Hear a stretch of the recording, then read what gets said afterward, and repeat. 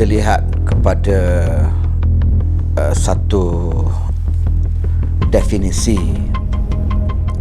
perkataan sesat itu bermaksud salah ataupun menyanggahi kebenaran.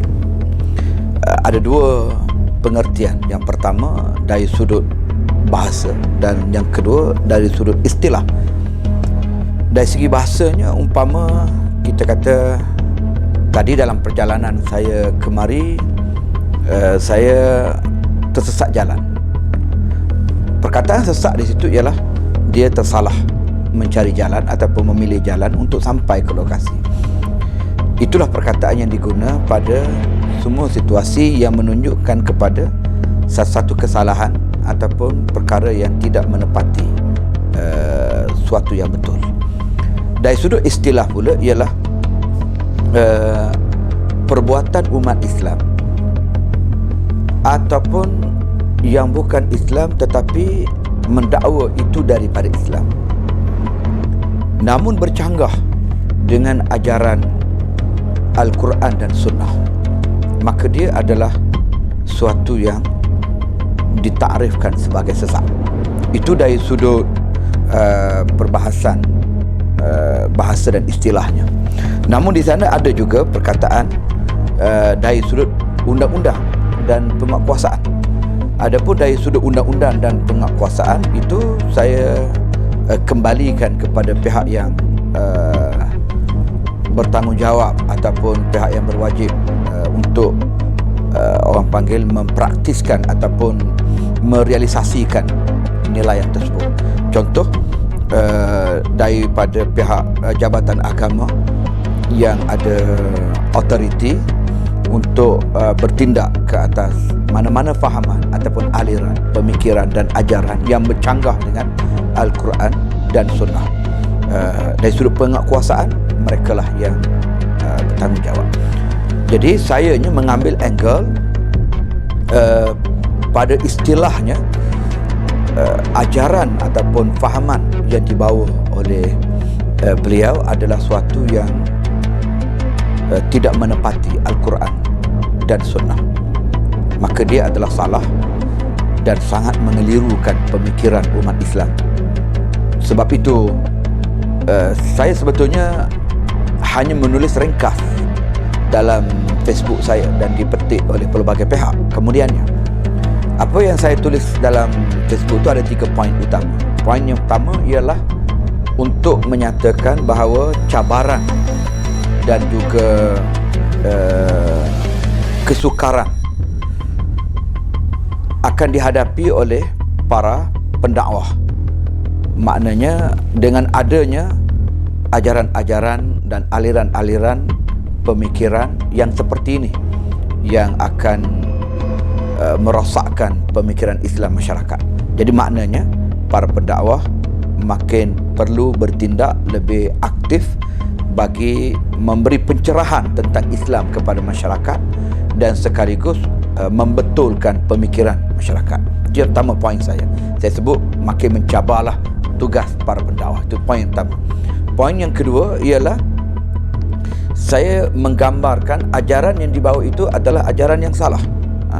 Ajaran ataupun pemikiran yang salah, yang tidak menepati Al-Quran dan Sunnah. Dan saya menilainya bukan hanya pada satu permukaan sahaja ataupun mengambil konten daripada apa yang diviralkan semata-mata, tetapi kita menyelami dan kita membaca apa yang ditulis sendiri oleh beliau dalam Facebook beliau. Jadi banyak perkara-perkara yang sangat mencurigakan dan sangat mengelirukan. Malah saya kira sesiapa saja yang memahami Islam, yang mencintai Islam, membaca Facebooknya ini akan dapat mengesan betapa aliran pemikiran yang dibawa itu adalah suatu yang sangat bercanggah dengan ajaran Islam. Kemudian yang ketiga poin saya ialah saya memberi nasihat kepada masyarakat awam supaya tidak terpengaruh dengan ajaran yang seperti ini. Maksudnya, kalau sekiranya kita berhadapan dengan aliran-aliran pemikiran ataupun ajaran-ajaran dan amalan-amalan ritual tertentu yang dilakukan yang berbeza ataupun yang asing daripada ajaran Islam yang biasa kita amalkan, maka hendaklah dirujuk kepada pihak berkuasa agama ataupun pihak yang berautoriti dalam bidang agama, alim ulama, para mufti dan juga jabatan-jabatan agama Islam, majlis agama Islam di negeri masing-masing untuk kita mendapatkan kepastian. Jadi saya ringkaskan dalam 3 poin dalam tulisan yang sangat pendek, tetapi apabila ianya dipetik oleh pelbagai media, maka dia menjadi satu isu dan saya pada asasnya juga bersyukurlah apabila dia menarik perhatian masyarakat untuk menilai dan memerhatikan perkara ini.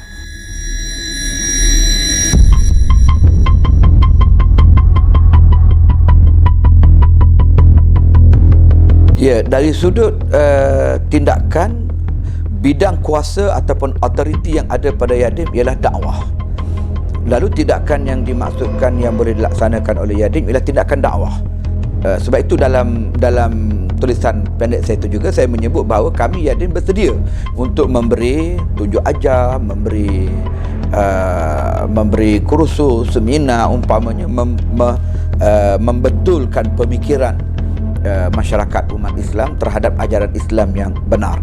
Artinya dakwah itu ada dua lah. Yang pertama, kita membetulkan pemikiran, dan yang kedua, kita kena menyanggah kehadiran fahaman-fahaman yang merosakkan pemikiran dan juga akidah umat Islam. Tak boleh kita biarkan ianya menular ataupun berlegar, berluasa di kalangan masyarakat umat Islam. Adapun tindakan dari sudut penguatkuasaan itu bukan autoriti yang ada pada Yadim, dan saya percaya pihak jabatan agama dan juga pihak berkuasa agama di negeri-negeri juga telah mengambil tindakan masing-masing. Saya difahamkan Majlis Agama Islam Negeri Melaka sebagai contoh telah mengambil tindakan susulan untuk membuat siasatan dan juga untuk membuat tindakan lanjutlah apa yang perlu, termasuk Jabatan Agama Islam Selangor yang saya difahamkan mereka telah memulakan tindakan-tindakan tersebut.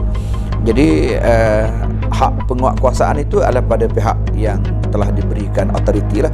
Adapun Yadim mengambil jalan untuk berdakwah, dan dakwah itu bukan bermakna hanya menyampai dan menyeru saja, termasuklah kita protect akidah umat Islam, pemikiran umat Islam daripada ancaman aliran pemikiran yang songsang ataupun mengelirukan umat Islam.